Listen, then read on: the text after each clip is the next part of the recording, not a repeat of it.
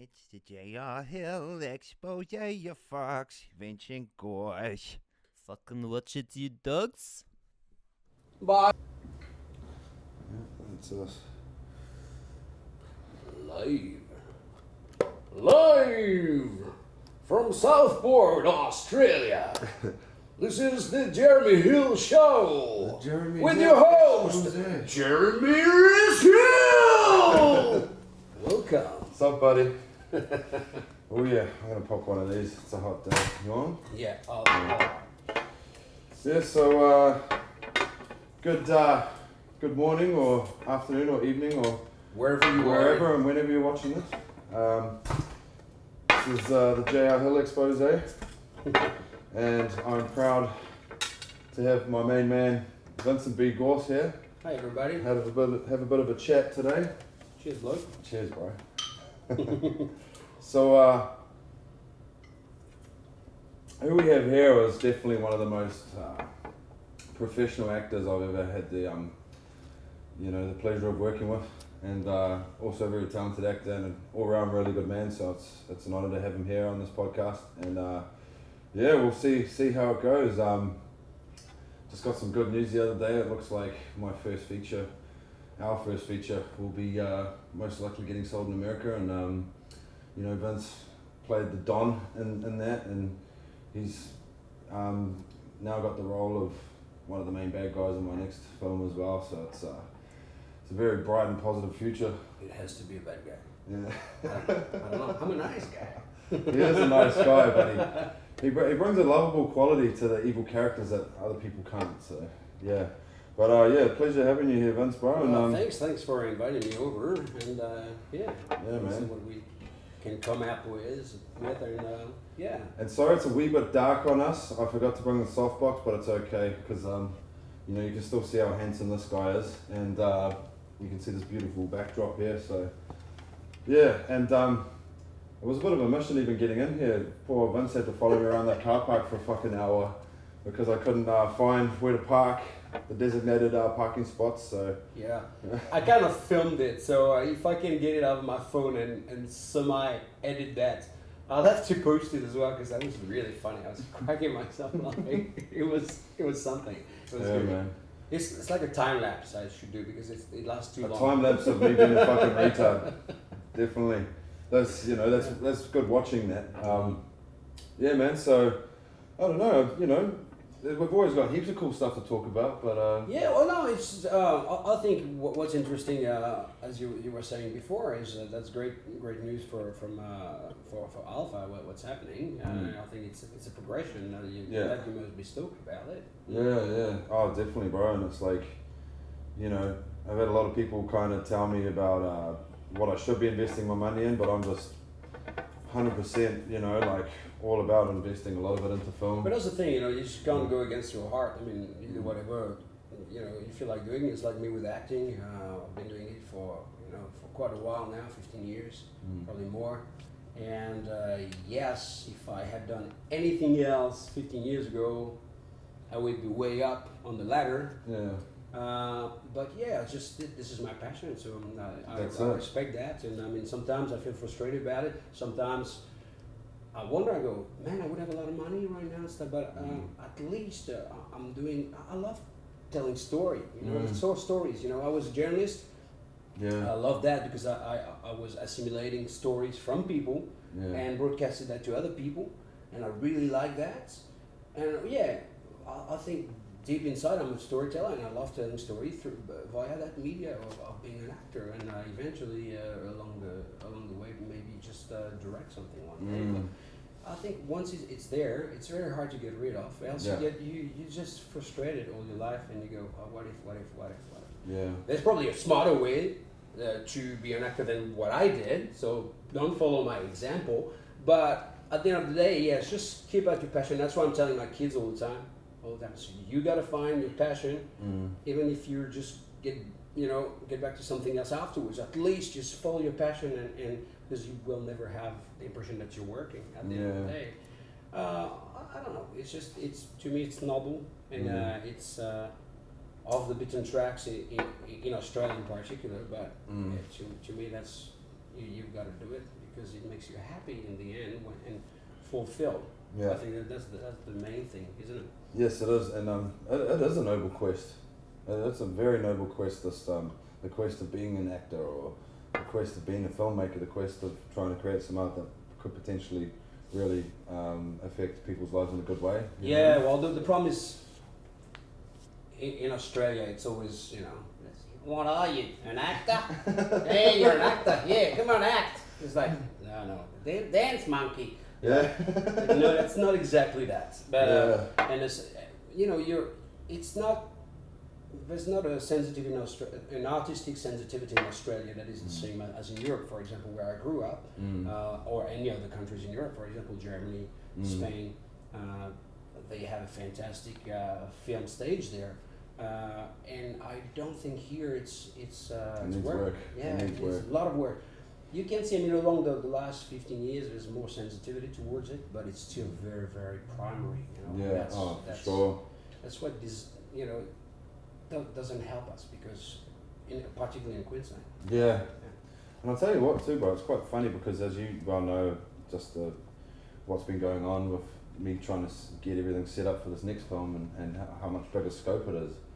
And, I really do need support from angel investors, government bodies, everything. And in the long run, So if you hear that, yeah. just pass it along, okay? Pass it along, That's guys. right. Pass it along. But yeah, it's like, so things are quite positive, like I had a successful meeting with a sales agent, but I wanted to keep my options open in terms of explore a few other possibilities, and then And your artistic integrity, I think, has a lot to do with that. that's right. Yeah, it is funny though, because it's like sometimes I get people, and I respect people's opinions, and I respect the fact that I don't know everything, but it's funny when I get people try and tell me about story, and I know so much about story, and I Yeah. can see their flaws in it. Yeah, we had a conversation on the phone. Yeah. Jeremy and I just had a talk the other day for about an hour on the phone. Mm. We were talking about that, and I was telling him about a writer-director I actually didn't work with, but I came across once, and I explained to him that sometimes it's very difficult for writers and directors to take a step back and look at it because it's their baby. So it's, if you take something out of there, Yeah. it's excruciatingly painful, and I understand that. And it's very hard. That person in particular, for example, I pinpointed a scene that to me didn't serve any purpose in the storytelling process. And I remember that actually. Yeah. And that person was adamant. No, it had to be there. And that scene would have cost a lot of money to do. Yeah. It was taking place on the plane, so you had it was already a logistic nightmare for an independent movie, a financial nightmare, and it did not bring anything to the storytelling process in the end, or very little. But he was so blindly about it. And that's the and that's and that's where I understand where you stand at, and it's very hard to me. I wouldn't like to be in your situation because I would be exactly the same. It's very hard for me to go, oh, hold on, but that's good because it's bringing something. I've come across that when I was a journalist in France. When I was doing, I had to do 3 minutes format TV reports. Yeah. And sometimes I was like, I gotta keep that. And the editor was like, well, you can lose that. And I was like, no. I just wanted that. And How do you say that? like, what are you talking about? This is art, you don't understand, you're just an editor. Yes. I am the artist, you're the monkey. Get behind the camera. That's right, shut up. No, and so basically it's a long reply to what you were saying, but I totally understand that, I respect that. But sometimes, you've gotta, to get the dollars, sometimes you gotta make compromises. You do, yeah. And that's really difficult. And it's a fine, I'm already looking into it, it's like a fine balance, It's like... Yeah, because you don't want to lose the soul of your baby. That's the exactly. thing. It's the thing. You can give away some stuff, but if along the way you feel that you're going to lose a lot of that meaning of your story, the soul, the heart of it, can't do it. Yeah. You can't do it, and then You got to be honest with yourself too. It's like, Exactly. can I afford to lose this, or you know, is this just going to butcher because the integrity of the story? and it's all about the original purpose of making a movie. Yeah. It's either I churn lots and lots of movies because I want to make money, or I want to tell a compelling story that I've thought about and I think is great, Yeah. and I want it, and it's artistic, and I want it out there, and I'm not gonna bulge. That's my conception of the film. That's how it's gonna be made. Yeah. And you come across problems like that when you just approach studios and they go, okay, that's a great story, but we're going to need names Yeah. for that movie. And the director goes, but I've got my actors. Oh yes, but we won't give you money if we don't get names because we need to sell the product. So where do you stand at? That's a problem. And I totally understand. I mean, it's business as well. It's business. It's Yeah. business at the end of it. It's called show business. It's not. yeah. It's not. As I say, it's not show charity. And that's a fact. And it's very hard to me. Yeah, there's also a fine balance there too, I think, because it's like you get like everyone starts out the same.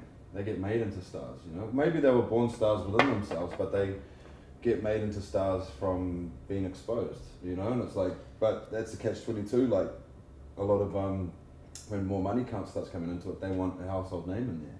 That's right, and Yeah, that's why you see so many familiar faces on Australian television, for Yeah. example, because it's not the casting director's fault. They follow the directive and the production go, we want names. Bring in the names, and that's it. Oh, I like this guy. Can we try to get him?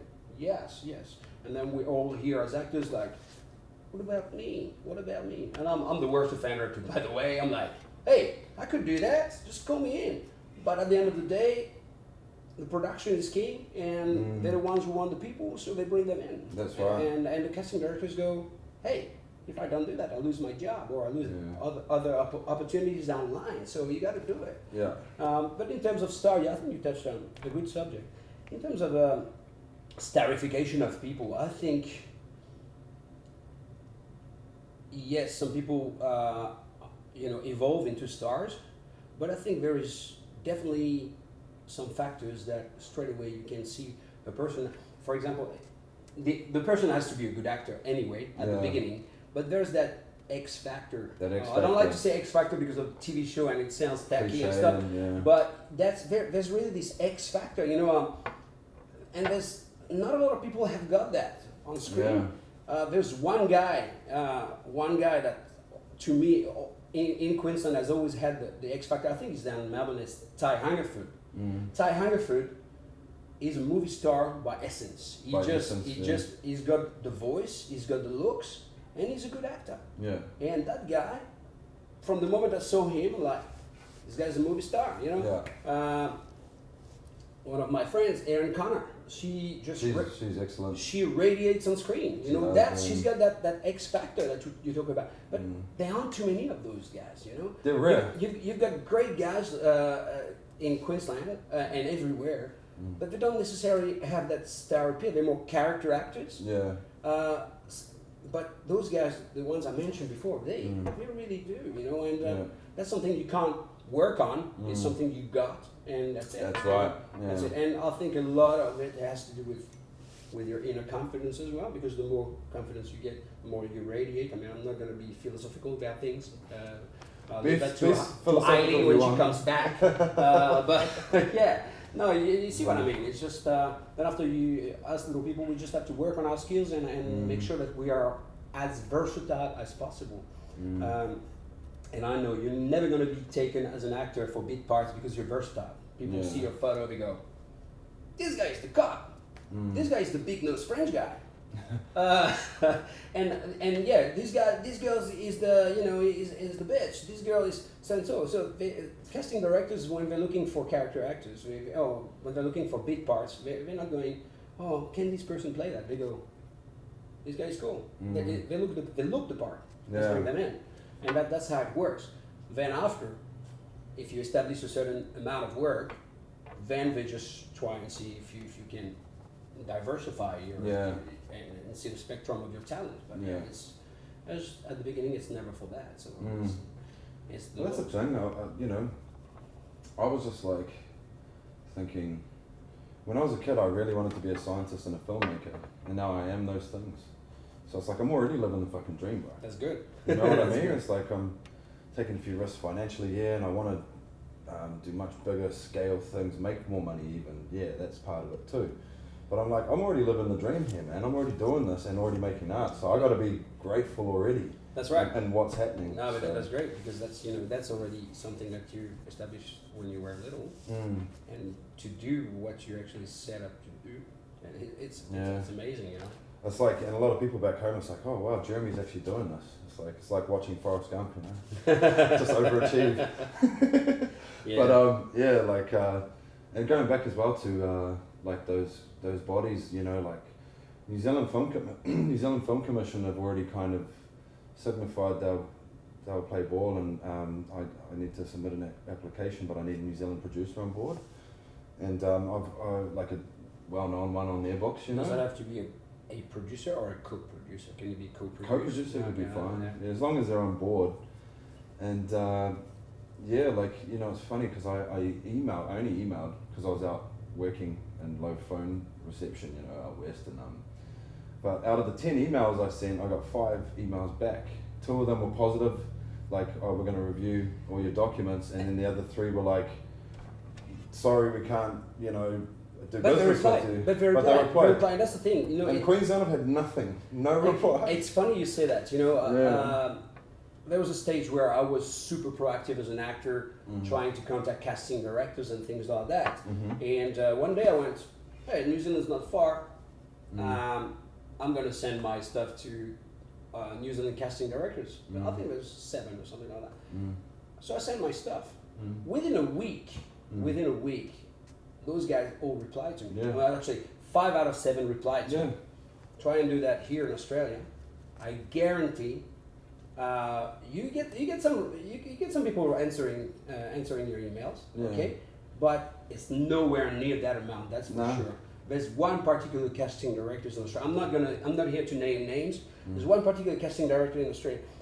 Within the last 10 years, I've sent him emails saying, "Hey, I'm there. This is my show. That's an update. This is what I've been doing." Has never ever replied to say, "Oh, thank you for your material." You know, bye, and never replied. The big ones in general, or the bigger ones, you know, and once again, I'm not going to name names. You know who they are. You know, if you're in this film industry, you know who they are. If you don't, well, just contact me on an email or something. But yeah, the big ones in general, they're okay. I mean, they just reply and they get that polite way of saying, yeah, okay, that's right, okay. But in New Zealand, I was super surprised that the casting directors were so nice. And one of the biggest one, I think that's the one that cast Lord of the Rings out there, even advised me about which agent I should be getting in New Zealand to actually, and that was really nice of her. She took the time to write a lengthy email to explain to me what I could do. You know, that was really nice. I would appreciate it. So the difference of mentality, I think. I think so, and know, it's... but to the defense, because my mind's going 100 miles an hour. To their defense, there's less actors in New Zealand than there is in Australia. So it's quite normal. The volume of email would be much different. And we ain't dissing the Aussies. We love the Aussies, but it's just it's like I feel as if it's like more support needs to come from the governing bodies here, or just people in general here. I think also in New Zealand. I mean, when you get guys like like Peter Jackson, even James Cameron lives down there. Yeah, that's what I mean. And you know, you get the studio, the ETA studios. All that has just brought that culture, that cinema culture in New Zealand. And you look at what Taika is doing with Thor. That's his name, isn't it? Yeah. Taika Waititi. Yeah, Taika Waititi. What he's doing, you know, he's a cool guy too. I've seen the podcast from him. He's really cool. And this guy's just he's put New Zealand as well back on the map in terms of movie making. It's great. I mean, the movies that come out of there are fantastic. Character-driven stories in general. I love that. That's my type of stuff. You know what I mean? in France it's about the same. You know, there's a lot of character-driven stories, dramas, comedy, dramedies, but it always revolves about, you know, it's not about beautiful things, explosions, guns, or whatever. It's about us, human beings, you know, and that's great because the best stories that we can be telling are stories about human beings, and that's a great thing, you know, because any human being is interesting. Maybe not too many in Surface Paradise. No, I was just kidding. But yes, so to me, that any story is worth telling, even, you know, and it's on the angle as well. That's what is important. We're digressing, I think, but yeah, it just, you know, I think it's very important for Australia to embrace more that the art culture and the film culture. The art in general as well. Yeah. The art in general. I think so. But it's one of those things, though, you know. And that's one thing as well. To me, I mean, we've got studios here, so there's big movies coming up. Yeah. But there's still not a lot of TV series that are shot here. No. You know, that could be helping the local film community to actually work on a regular basis. That's you know? right. You got ABC Productions, but yeah, it's like big series, not so much. Why? I don't have an answer to that. You know, maybe casting directors will tell you that. We've got everything. We got the studios. We got beautiful the best climate in the world. Yeah. And there is a pool of talent, and I think there is. Yeah. I think that people just, like, a lot of people don't think there is, and that's the problem. That's why it's been a problem that's been lingering for a long time, I think, where it is said somewhere in some circles that there's no talent in Queensland. That's bullshit. And I agree to disagree, because I know a lot of people that are very talented, and you know, they're not entitled to work, but they could at least be being sent to auditions for bigger stuff. And I'm not talking about me, because I've got an accent. I know where I stand at. You know, that people are just starting to realize that I can do foreign accents. Duh. I'm a foreigner, guys. So I can do accents. I can do foreign accents. I'm probably not very good at doing the Australian accent, you know, but I'm working on it. But yeah, at the end of the day, there's a lot of people out there that have done the hard work and still didn't get very much out of it. We've got some good schools, you know. There's NIFA, there's the Warehouse, Tom McSweeney. This guy is the guy that made me. He's he made me the actor I am, to be honest. I've done my groundwork as well on my own, but whatever I've learned with Tom has been crucial to my development as an artist, as an actor, to be honest. Kudos to him for that, and I know a lot of people that have been with him that are brilliant actors. He's got a good formula. But he knows his stuff, man. He's been here for forever, man, and he's the man, and he tells it like it is. That's what I like as well. No beating around the bush. That's right. When I coach people, myself, I don't pat them in the back and go, oh, that's very good. I go, sorry, you should be doing that. I'm not telling you what to do or how to do it, but you should be doing that, and that should be working, you know. And as Tom always says, that's Tom Velick, one of my students. He always says, the thing I will always remember about you, Vince, is, you shut the camera down and you go, I don't believe you. And that's, you know, and that's what is important. You need someone to tell you objectively what they think about your work, so as to make you progress. And Tom McSweeney is like that, you know. He never sugarcoat it. He just tells it like it is, politely, and then you work on it, and that's what it is. And so we're talking about actors now. We're talking about about acting teachers, but the fact of the matter is there is talent in Queensland. Plenty of it. I don't know how to make people on a global scale aware of that, and not necessarily in the 20 to 30 bracket, but all over the spectrum, you know, because stories are not all about 20, 25, 28 years old. It's about everybody else. I mean, you know, it's just a fact. Yeah, and it's just the smaller scale at the moment here, you know, with smaller population in Southeast Queensland, and say there's centres such as Melbourne and Sydney, where there's just a lot more happening, a lot bigger population. a lot more infrastructure for the film game, right? But as you said, there's big studios here. It's a beautiful place. There is talent here, so it's on the rise, I think. And you have what people are probably, people might be aware of it or not, but the commercials scene here is fantastic. You know, lots of commercials are shot here in Queensland. You've done quite a few, haven't you? I've done a fair share of commercials along the years. I mean, if you take the amount of time I've been working in this industry, it might not look that much, but yeah, I've done a few, and a few of them were of great quality. There's some fantastic directors here, DOPs that are specializing in commercials, and they do. My friend Tristan, he lives on the Gold Coast. He's fantastic. This guy, he's one of the best guys I've worked with. You know, and when I started in this industry, he was helping on the set. Yeah. And then he became that amazing director. You know. Yeah. And that's great. You know, to see that progression.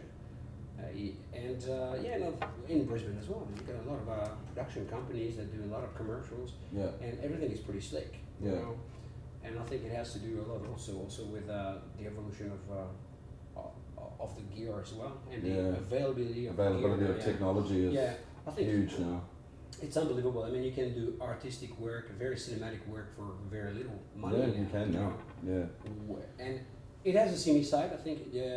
Is that you see a lot of people that think they are movie makers and they just don't know what to do with a camera and they film whatever, you know, for the sake of it because they got a camera.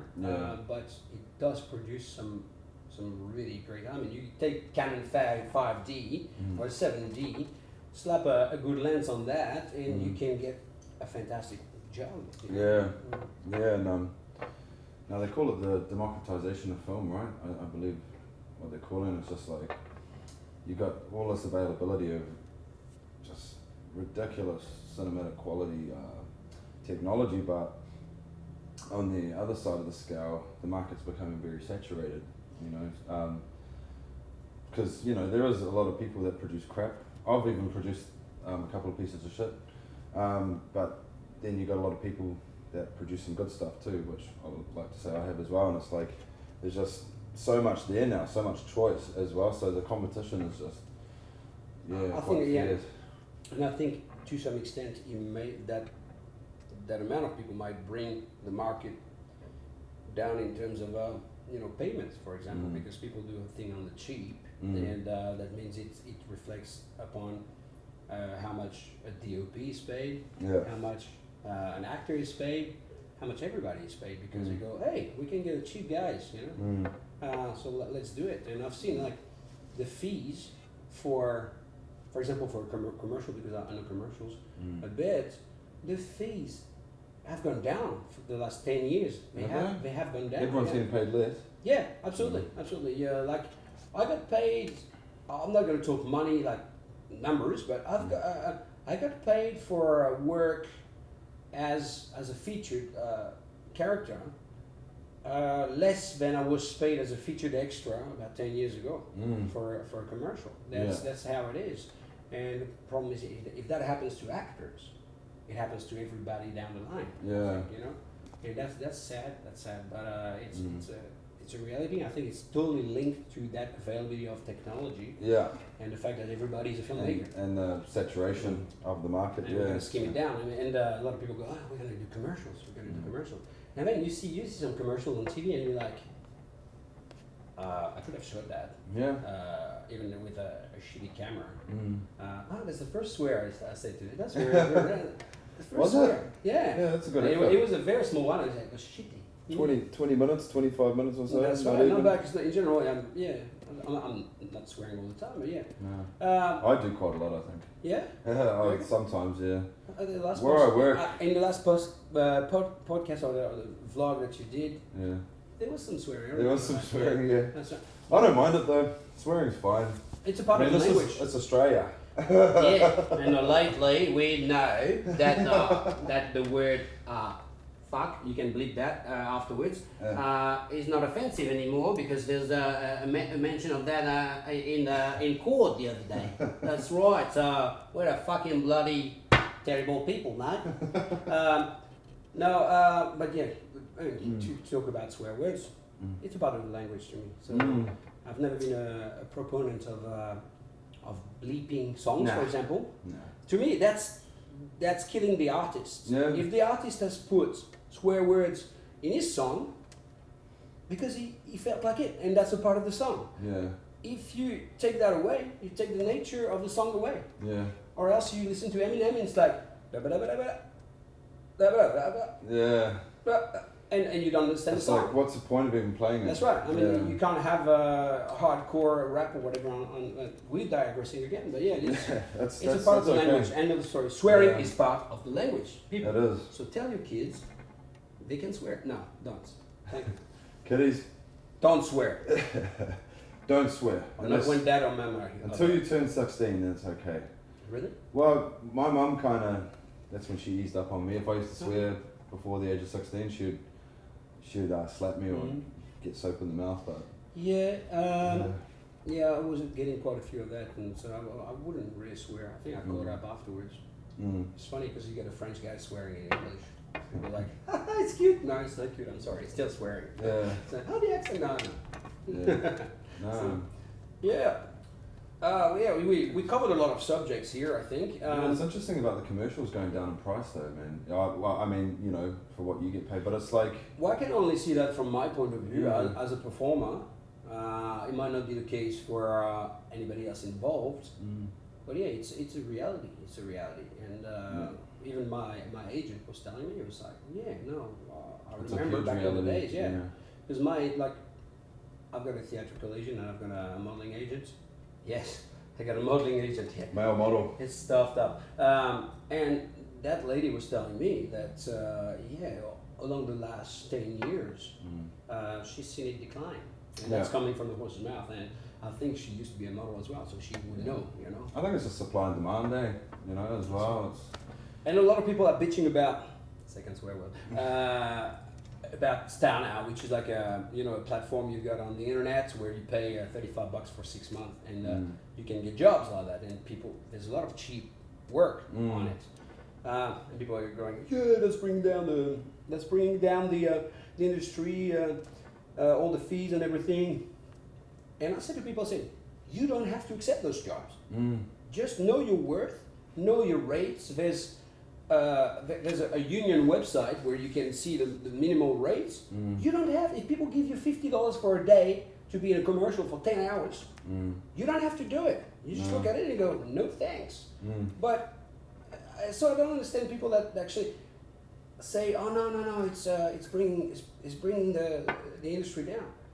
Yes, because it's providing, it's bringing people that are not necessarily good, that are going to do it anyway. But it's not going to give a good product to have people that don't know what they're doing in front of the camera. I don't think so.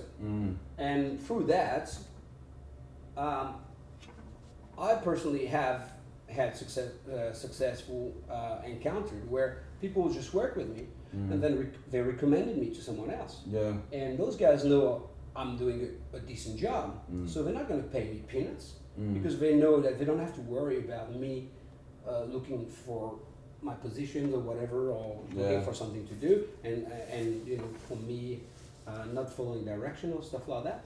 They know I can work. So yes, to some people maybe it drags it down because it brings some incompetent people. It's a two-edged sword because. But it's the skimming of it's skimming. If you're not good, you don't make the cut. I think. I don't know what you think, but yeah, if you want to comment, just send me stuff, send me emails and stuff. I'll put my email, whatever. But I love to discuss those issues because they're very important to me. Where there's always a seamy side to the story, There's always it's a double-edged sword because you get it's a great opportunity for the up-and-comers to build up their portfolio, and that's what it's all about too. But that's right. But yeah, so I think it's definitely a supply and demand thing when it comes to anything, bro. In terms of how much people get paid, how much quality there is out there. Yeah. So And what do you, as a director, do you think because you received you've cast for your for the last week lately, and do you feel that you receive a lot of crap from people that have no idea, or because I only see some stuff on social media, and sometimes it's really not good. And and I look at that, and if I was a director, if I was casting, if this person sends me that, which is supposed to be if you put something on video and if you post it on social media, it has to be something that you're proud of, or your best moment. And sometimes I'm like, if that's your best, I don't want to work with you. But I'm putting my shoes in my feet in the director's shoes. What do you think about that? Yeah, I think once again, there's in terms of like what I've just cast for, actually I need to talk to you about that as well. One of them, I want you to, I want you to help me re-audition some of the best ones of the guys and give your opinion. I think we actually spoke briefly about that. But anyway, so like with the dudes, I think we got 170 applications. Wow. And the amount of quality that was there was significantly less in percentage than the girls. Okay. So the girls. In terms of because you're talking about percentage. Yeah. Can you do it? Give us a rundown on what the percentage of crap and quality work approximately would be? Oh well, because out of the 170, I think I narrowed it down to like 40 something dudes that were potentially up to the plate, which is still a good percentage. But you had guys also applying that just absolutely not suited to the role at all. Yeah. And then you got guys, they release the best they got, but it might not be the best. Like I might not think it's great quality. But Yeah, you still got to do your best yeah. as you move up. So it's like I understand that, and the girls out of 220 were significantly better percentages. Yeah. Like I had real issues picking the best girls because there's just so many talented girls out there. You're better. In Southeast Queensland, great, really good actresses are a dime a dozen, and it's so hard for them because it's such a big competition, And it's like, but the girls too. It's like they almost seem like they're hungrier than a lot of the fellas as well. And at this point in time, there's a big uprising of female talent here on this Southeast Queensland. And I guess it really depends. To me, from my point of view, it seems to have a lot of competition. It's always been like that. That bracket I was mentioning earlier, the early 20 bracket, seems to be very super competitive. And then after, if you go in the 30 to 40, there's less because people, strangely enough, people have given up. Yeah. And they found a real job. You know what I mean? A lot of people are that. Do you feel like with the boys, what would be the major difference between the boys and the girls? Do you think that the boys are too casual on their approach, or some of them? Yeah.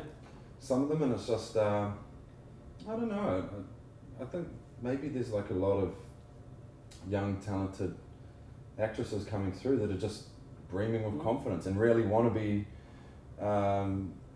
professional actresses. Yeah. And I don't know. Yes, I think it's been a recurring pattern where there just seems to be more talent to choose from what I've seen personally from the girls than the guys. But then again, there's some guys that are just some major talented studs too.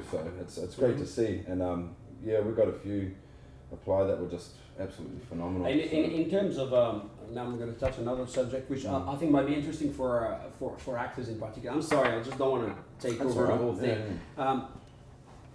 As a director, when you receive self-tests, do you attach a lot of importance to the production value of the self-test? No, but I mean it can always help. Right. Yeah, because the better it looks. You've got Greg Apps, for example. He does that class, which is like screen tests class and stuff, teaching people how to do sleek self-tests for professional casting directors and stuff like that. Yeah. Do you feel it's important, or do you think it's just okay, have a frame that is alright and a sound that is alright and that's about it, or I don't personally place too much importance on the production value of those, but it can never hurt if the production value is better. It's only going to make you look better. But I think there's a lot lost in self-tests that you can't really connect with, like, you know, if you're an actor or an actress, like your charisma can really connect with those people in the room. That's You know, that's so another thing. It's like when you were mentioning the girls before. To me again, so not all about me, but it's great to be there in front of the auditioning because you can sense whether you can work with this person or not. Yeah. You know, instead of, you know, yeah, he's a great actor, she's a great actress, but she's a bit stuck up. Or, you know, can I work with that person for 5-6 weeks, you know? Is that gonna work, you know? And is there gonna be chemistry? If it, you know, and as you say, that energy that you feel is probably lost through the screen. Yeah, definitely. And that's the asset of a great person, is to actually shine that aura through the screen in self-test. It happens too, Yeah, though. it does. It does. And to me, that's why I was mentioning production values. To me, production values in a self-test is quite important, because that's where you can broadcast that energy by good lighting, good presentation, right choice of color for your outfits. That's very important as well. But you learn that, I mean, any casting director workshops talks about it, so I'm not going to ramble about it, but yeah, plain colors that flatter your complexion, good plain background, good lighting. And to me, if you pick that,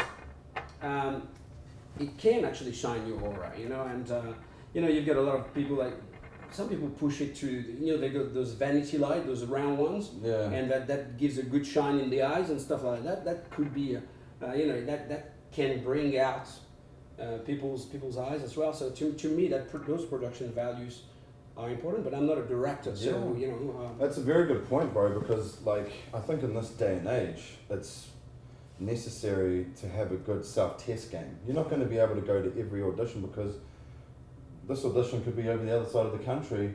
Logistically, you have to put through a self-test. You can, unless, you know. And to me, it's also it shows a major factor as well. The fact that person that has been through that effort actually cares a lot. They went about through the finer details. That's right. They went through all those details to give you the best they could in terms of acting, not only, but of presentation, which to me speaks a lot about their personality and the fact that they're perfectionists. That's great. I want to work with people like that, you know, that are really care about what they're doing. Go that extra mile. And it's not about all acting. It's about any fields. You know, I work in a restaurant. I want people who care to work with me.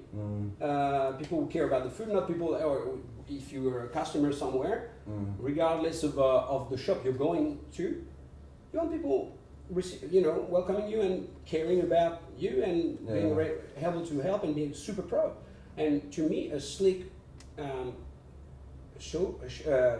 self-test just shows that, you know. After that, if you're crap, well, we applaud you for being very slick. But you got to do the work as well as an actor. But you know what I mean. It's just so that's why I wanted to have your opinion about it. Yeah, once again, it's like it's another one that can go either way, because like if your acting's just phenomenal, even on an iPhone you can tell. Yeah, of you course. know. But you're right as well. It's like it cannot hurt your chances to have the best production value possible. I know. You know, especially to showcase your talent. Brownie points. So yes and no, and you know, I've received some I've seen a lot of self-tests, and some of them have been really, really professionally done. You know, so it's like, but yeah, it's like, I don't know, I have specific things I look for. You know, like intensity in their eyes. I was going to ask you that question. Their natural intonation. Yeah. Because some people, it's like they've just got a beautiful, you know, aura about them, some real talent, but their intonation, it's like some people they're just way better at pronouncing words or getting it right. And you know what it is? Feeling that. You know what it is as well, and I've come across that. That's my famous phrase. I don't believe you. Is the fact that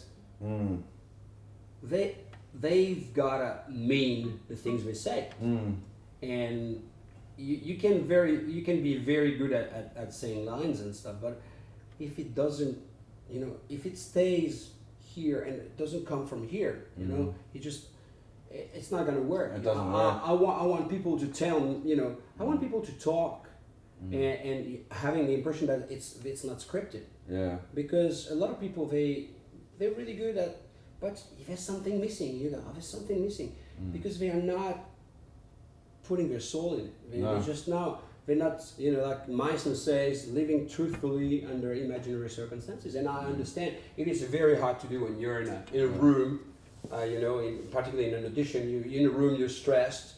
There's, soft lights and everything. There's a dude behind the camera and someone reading.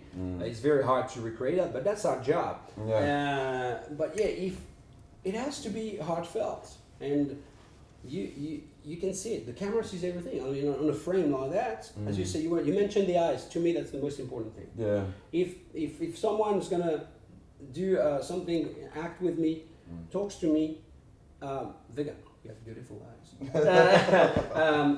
I want to see the emotion through the eyes. Through the eyes, yeah. The mirror of the soul. I know it's tacky, but it's the truth. That's you want to be able. People should be able to act just with a frame like that, basically. Yeah. And it's a fact. And one thing I really look closely at, and I personally think is massively important, is what actors or characters do off dialogue with their reactions, the way they react to what's being said to them, not just waiting to punch out what they got to say. Exactly. That means, and that's one very important part. It's listening. That's from the moment you listen. What? No. From the moment you listen to the other person, and you take in what they're saying, and then you react to it. Yeah. If there's this process, well, there's no cheating. Yeah. Rather than, waiting for a cue, exactly. which is a word that is coming. No. Listen to what they're saying, because 75 to 80% of scripts are logical. So basically, if you learn the idea of the progression of the scene, and if you listen to what they're saying, there's a logical answer to whatever is going to be said to you. That's right. And it's like, I might be getting a bit self-righteous maybe, I don't know what word I'm trying to say here, but it's like I like to believe that the scripts I write, it's almost like the dialogue has a musical quality about it, and I look to good actors and actresses to bring that musical quality out of that. I think it's a very good analogy, and that's what I relate to peaks and valleys. You just it can't be linear, because else it becomes boring. Some people want to find peaks and valleys because they got tricks, and they go they know we need peaks and valleys, so they just do them, but without a purpose. Yeah. But the fact of the matter is, we've been talking for a while now, and we react to whatever each other is saying, and we react differently because it triggers something in our brains, and I think that's what we got to immerse ourselves as actor in when we're listening to the other person. We know the script, we know, but whether you deliver a line a certain way or another way, it's going to trigger a different reaction. That's right. And that's the thing. That's why I don't like rehearsals too much myself, because I always like to trigger spontaneous responses from the other person I'm acting with. And sometimes it surprises them, sometimes it stuffs up the scene completely because you just throw a curveball. But it's a great way to check that these people are actually listening. And I quoted Tom McSweeney before. He used to do that all the time. He used to grab us and go, "Hey, wow, we're gonna change that a little bit. You're gonna say blah blah." Yeah. Just to see, and then throws them off. Then he would say, "That's for you, man." "Oh, thanks, man." But all good to do the cheers as well. And for me, it's like my progression of what I have learned. I'm constantly like a hawkeye, looking for all the avenues and where I need to learn and constantly learning. Now, what I look for in terms of performances from actors is just evolve from what I know needs to be done.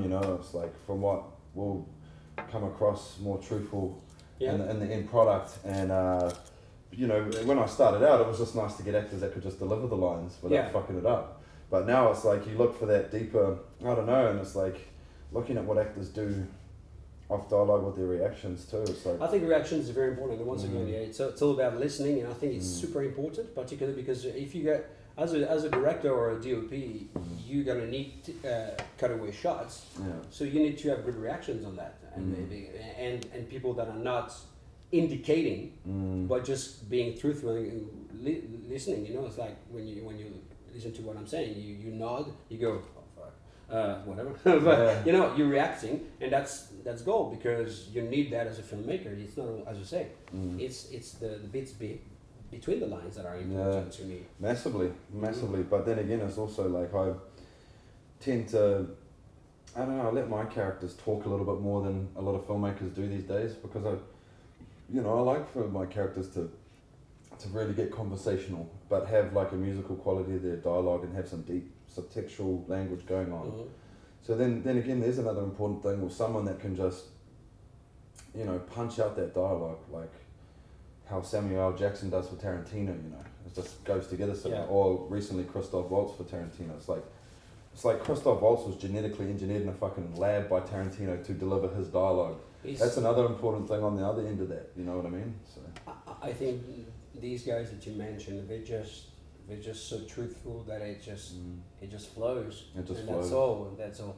And it's funny because sometimes you go, that can't be scripted, and then you just get a blueprint of the script, and you realize that it was scripted and exactly like that, and those guys are nailing it, and you're like, wow. So that something Jeff Daniels in the movie he was playing the president of the United States or a senator or something like that. was that a TV series? Yeah. I saw that. It was on YouTube or something. I saw that on social media. Yeah, and this guy was unbelievable, and you're like, that can't be scripted. It's too good. It's too good. And guess what? It is scripted, and that's where people just make the character their own and just really breathe their character, and that's it. You know. And you know, some actors too. It's like, you know, man, a lot has to go well for you to become the best you can. A lot has to go well for you and lucky for you to make it to high places. You know, and it's like some actors have a really high script IQ in terms of processing. Well, I like to think I write decent scripts, you know, and A+ from UCLA would, that would signify the same thing. But like, you know, some actors can process a script, and I barely have to tell them anything. Like yourself, like your script, like reading or the way you internalize a script, your IQ with that particular facet is quite high, and just a lot of actors have. You know, that it's not exactly like that, even though they're still good actors, so they have to work harder there, but it's like... But you know where it comes from. Yeah. It comes from practice. From work. Work hard, you know, like... I love script breakdowns. I've written, you know, not an essay, but I've written a course about script breakdown because I think it's very important. And it's funny enough, when I started doing acting classes at the Actors Studio, the Gold Coast Actor Center a long time ago with Julie Hamilton, we were talking about breaking down the scripts with subtext and beats and stuff, and I was like, yeah, right, yeah, Tom Cruise is going to grab a 100-page script and he's going to break down, yeah, sure, yeah, you're right, it's going to take him ages. And guess what? Along the way, as the years went past, I just realized that it was exactly the same as driving a car. When you drive a car, the first time, you're at the wheel, you've got to look in the mirrors, you got to have the mirrors okay, you got the gear there, you got the clutch, you got the brake, and all you think about is that shit, because if you don't do that right, you ain't gonna drive. And progressively, you get into it, and then it becomes a second nature. And I've done so many script breakdown with the different teachers that I have had, not a lot actually, Julie Hamilton, Tom McSweeney mainly. That's now it comes naturally. You don't even have to think about it. And if people said, "Oh, what do you think about it? What's the subtext here?" Straight away you get an answer. Boom. Yeah. But originally you go, "You can't do that. It's not possible to do that for the whole script." Guess what? It is. It is, except that you break it down by scenes. But yeah, it is paramount to me to have that feel of the specificity of what's happening. Yeah. And yet you forget about it after that, and that's when it's the Chubbuck technique says that or you get 12 points and forget everything about it in the end, because that's what you got to do, because else you're not spontaneous anymore. Yeah. But you got to trust you've done the work. Yeah. You do the work, forget about it, everything's going to be all right. And then it comes out more naturally. Exactly. Yeah. Yeah. Because you know the purpose of that scene, and you know what's happening there, and Yeah. you've done the work, and that's necessary. I mean, and you drive, and going back to driving, you grab that bloody car, you get into it, and you're driving. You're not thinking about anything else. It's all within you, Yeah. and that's it. Because Yes. you've done the work. Because you've done it for That's right. so long, yeah. I'm sorry, it's a poor analogy, but to me, it's That's as good as any. oh, well, you know, I'm just Yeah. a little French man With a big heart and a big nose. and hung like a gorse. Yeah, man. Like and it's I don't know. Like I have a big belief too that like, you know, there's if you pick a bunch of people, the best you can with your cast, and it's like these guys got some good acting chops. It's like it's also up to you as a director to pull that performance out of them, even if necessary. Some actors, it's like they just like how you were at Julius. I barely even had to say too much to you. You're already perfect with the Italian pronunciation. You knew the character, but basically what we're just saying. You do the work. Yeah. You do the work. It's all about doing the work. And I think what is super important to have a great performance out of actors and is trust. There's trust. Trust between the director and the performer is paramount. Yeah. You got to trust each other 150%. And you got to be able to say to the actor, okay, that's what I want from you. And you got to know each other as well. You got to know what you can draw out of that actor, what you can squeeze out of that lemon. But the actor needs to get the trust from the director. And if the actor comes to the director and go, listen, I think I should be doing this way because of such and such reason. The director, whether it's a writing director or writer director or not, to me should always be receptive to that and go, particularly now in digital, you know, because it used to cost money to do a lot of takes with films. Now digital, you know, if he tells you, if the actor comes and say, oh, we should be doing that like that because I feel more natural, that's an asset to the production. Yes, so, it is, and I think that's the job of the director to trust the actor and vice versa. Yeah. Find that balance too. That's it's right. like a lot of the times I've got some really organic stuff that just the actor produced in the moment, and That's right. and or the actor was like, I want to try it this way. I'm like always open to that. I'm like, yeah. I mean, if there's a specific way I want it done, it's like we'll get it done like that, and then we'll also try it this way. Yeah, well, and all that stuff. And the advantage as well that you've got is the fact that you know your actors at a personal level. You know, because you're interested in them. You don't go, you know, like we've talked at length about life in general, our lives, and to me it's very important because when you go, hey, I know he can do it because he's been through that, or I know I can draw that because I've seen him do that one day in real life, and that's important. To me, it's super important to get to know your actors and so having that bonding time with the actors. Yeah. I think a lot of you know, like the big directors do that anyway. Yeah, they do. Yeah. And when you see what Kevin Smith did, you know, with his pals, he knew exactly, and he knew exactly which one would be good for which role, and it worked for him. And I think it's very important, and that's why you see a lot of directors that use the same actors, because they know what they're going to get. Exactly, and they like it, and it works, you know. I just think, you know, as I was saying, it's like some actors can just step up to the plate in that particular moment. Sometimes you need to really work with them and communicate with them what exactly you need specifically. Yeah. And I think I watch some films these days and I can just tell, like, okay. And sometimes they're really decent, big fucking budget studio films. I'm like, oh man, yeah.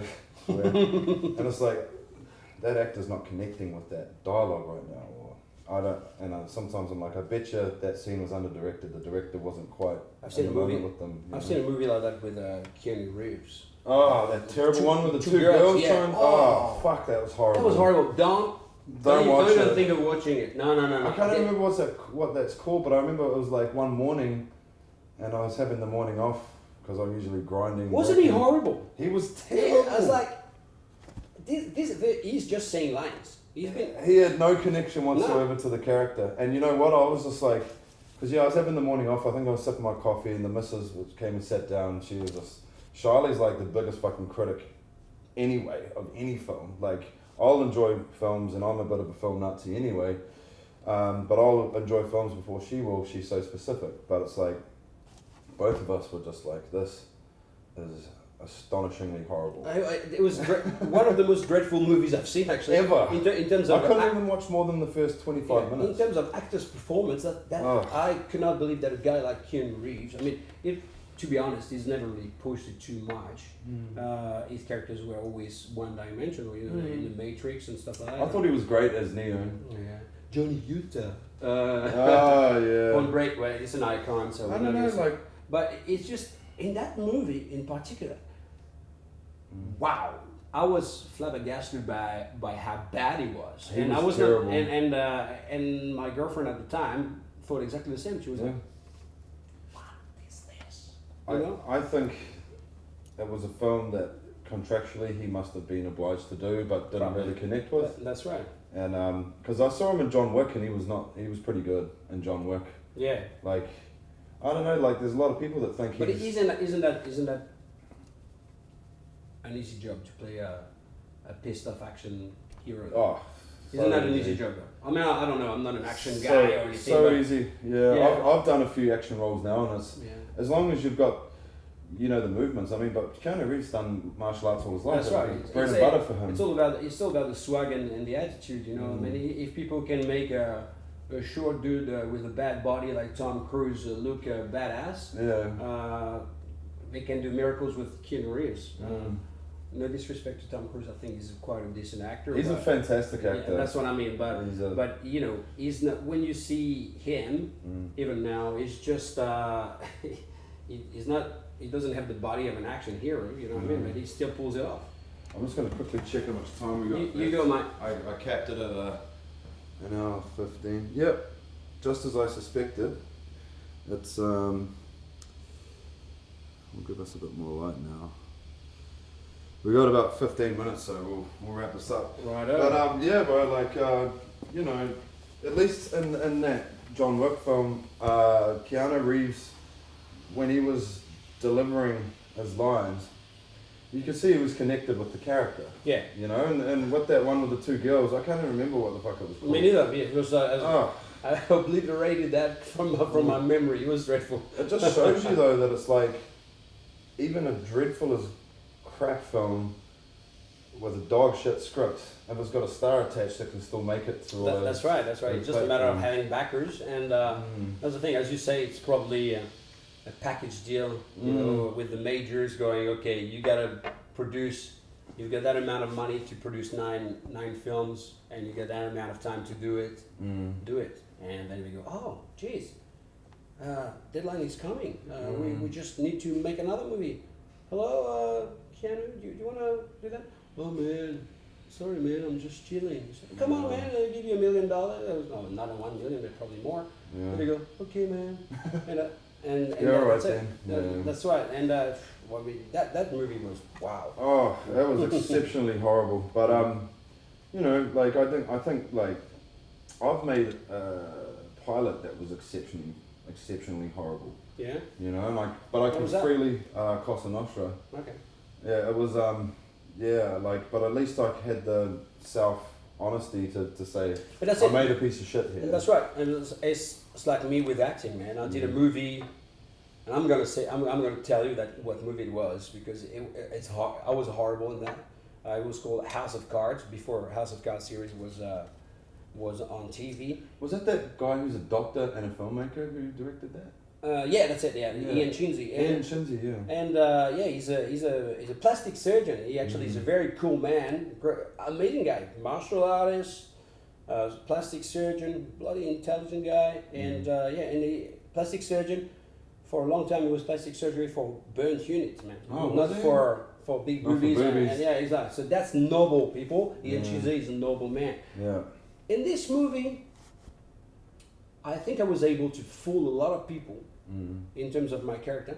but I couldn't fool myself. I was terrible. I was in and out of character all the time, and I knew exactly when I was acting as opposite to just being the character. Yeah. And that's one thing, and I'm aware of that, and it was good because it taught me to get invested in my character more, and to be genuine at any time. And when I did Rhys, some people might have seen it. I've seen it. My character, when I watch the movie, I don't see myself. I see the character of George, and I know I've done a good job at it because I'm not in and out character. I'm right in, and that was fun too. I really enjoyed your performance in that, and I got to be honest, I wasn't 100% convinced by the film overall, but there were certain performances I thought were excellent. Yours, Aaron Connor, I thought was great. There was a few other satellite characters that were great too, but the lead character wasn't like, I don't know, like it was. I tell you one character that was fantastic, and one actor that was fantastic was Marty Roan, which was an ex-pop star from the 70s. This guy, amazing human being. Did The King and I in London with Yul Brynner back in the days, and did the King and I with Lisa McCune in Australia not long ago, and that 40 years apart. This guy was playing that handicapped guy, phone, and was amazing at it. It was just absolutely mesmerizing what he could do, and he had studied it, and you could tell it was fantastic. And even in between takes, he was staying there in between takes and staying in character. Yeah, and that was awesome, man. Like, the best scene I've had. I mean, I've had a few good scenes, but there was a scene where I was playing pool with him, and I'm the one who instigated the fact that I would play pool with him. Yeah. And it worked. It was so nice, but he was so great because he was, he was.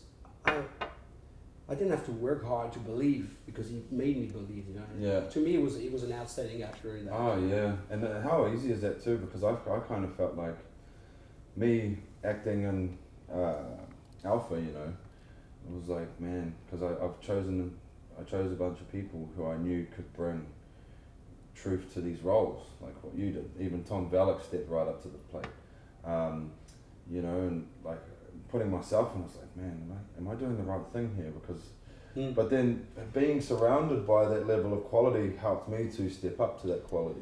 That's the thing. I think from the moment you forget about doing the right thing and just concentrate. That's the thing, and just concentrate on talking to the other person. I think that you free yourself. It's like some people are in this business to look at themselves in the mirror.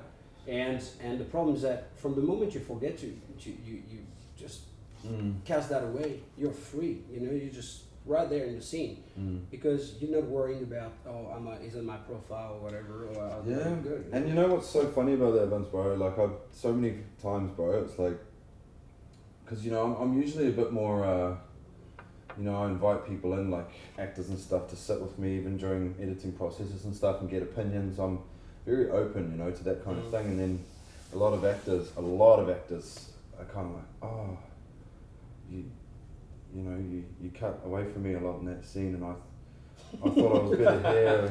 But I'm not thinking about them. I'm thinking about the overall. The story. It's about the story. It's not about us. We're part of a team that makes stories. Yeah, it's like, I felt like it could have been more on me at this moment. And it's like, well, it's not actually like the scene actually wasn't driven by. That's right. What's the purpose of the scene? People will never forget that. What's the purpose of the scene? So But it's just a testament to the what is it? Just I don't know. What's the word for these actors? Like narcissism. Narcissistic. Yeah, that's the word I was looking for. And whereas I'm narcissistic about the art itself. It's like, and that has to be as polished as and. I don't care what has to be sacrificed to get it to the best level it can be, like... And see, as far as I'm concerned, as a performer, if I'm on set, I always say to the director, "You're happy?" Yeah. If the director goes, "Yeah, I'm happy," that's it. I'm not going to even argue to put the unless it's really tearing me apart inside, and I feel I can do something better that's going to bring something better to the scene itself. Yeah. I'm never going to question that. If the director is happy, he was the one in front of the monitor. He knows if he's got his shot or not. Yeah. Particularly you. I know you're smart. I know you're gonna know where if I've done the job properly that you wanted me to do. If I've conveyed that emotion, or if I've conveyed that progression within the scene. So as long as the director says, "Am I happy?" I've done my job. I'm never gonna question, and I don't care if I don't see any rushes or anything like that. I try not to, because then you're your worst critic though, but I am too. Like no matter how good you are, you're kind of like, I remember you walking out of when we had our Alpha premiere, and every single person in there thought you were brilliant, apart from you. You were like, oh, I felt I could have done it way better, you know. And it's like, yeah. because from the moment you're complacent, from the moment you feel like, yeah, I'm the shit, you lose everything. There's no room for progression. You become that douchebag that's gonna go, I'm good. Yeah. It's alright. I know I'm good. No, I think there's always progression in that. Always room to improve. Always. And there will always be. And you see actors like, A-listers that always progress. And that's great to see, and they push themselves. And I think that's great. It's great to push yourself, to be scared of the challenge. Yeah. Being scared is Get outside your comfort zone. Being scared is not a bad thing as an actor. No. On the contrary, because it just drives you, and it makes you, work harder, research more, and you go, okay, I can do that, or can I do that? No, that's more like, can I do that? And then you try to do that, and that's a challenge, and you learn so much along the way as well. Yeah, and it's quite funny too, because most of this community we've kind of got. And well, when I say that, it's like the people I work with more than one occasion, and I really trust them as actors. It's like, not one of them ever rests on their laurels. They're always like, oh, I felt I could have done that better there, and it's like, it's so good that they're, but it's always easier in hindsight. You've done a great performance, but you still know where you can improve it, and there's always room for that. But that's the thing. It's just from the moment you catch yourself cheating, it's never a good feeling. So that's what you got to correct. And that's the problem. That's the problem with not being on set all the time. It's like anything. If you're like going to the gym, if you stop for a while, you get rusty. And that's very important to be on set as much as possible. It's great to do workshops for auditions and stuff like that. But people, by all means, be on set, because you learn so much about the director, the grip, how to respect the crew, and how much hard work they do. And then it teaches you how to be on set in the moment, rather than being in an empty room with soft boxes and a camera, which is very hard. And you've got to go through that stage to actually get a role. But do independent films, because it will teach you an invaluable thing is the fact that you're on set, you're already working. I don't care if it's a professional job, like where you pay or not. The involvement has to be the same. You have to have the integrity and go, I'm a storyteller. I'm speaking French now. I'm a storyteller. I'm gonna do that stuff because I really like that story. It brings something to me, and I'm gonna be right into it. And it's very important. A lot of people do a lot of workshops, but you don't see a lot of them on set, and that's the problem, because you've got to do things. You can learn a lot of things, but if you don't use it, what's the use? Because how are you going to know that what you've learned is working? Yeah. And it's like, don't ever get down as well if you put in a shit performance, because you're still learning from that. And we've all been there. I've been there with a bad film. It's like, or a bad pilot as it was, and it's like, you as long as you can be honest with yourself and improve, it's constant improvement as well. And after that shit pilot I did, I turned it around and did so many amazing things. I studied at UCLA. I got back into my studies. I increased my directing and writing chops, and was more ruthless about exactly what. That's right. Achieving that vision. Right, just because you had the intelligence to go, hey, I don't like that. That's not good enough. Yeah. And for me, that movie was exactly that trigger moment where I went, dude, I gotta work. I gotta work hard, man, because I'm not there. And another time where I auditioned for Terra Nova, and I sucked. I sucked big time. It was like, I really sucked, because I was supposed to do American accent, and I just came in and tried to nail that American accent and lost all the performance aspect of it. You were too focused on the accent. That's right, and I sucked. I wouldn't have given myself the job, man. And that's where I went, dude, you gotta work. And I have been in this industry for quite a while, but then I realized, dude, don't be complacent. Work.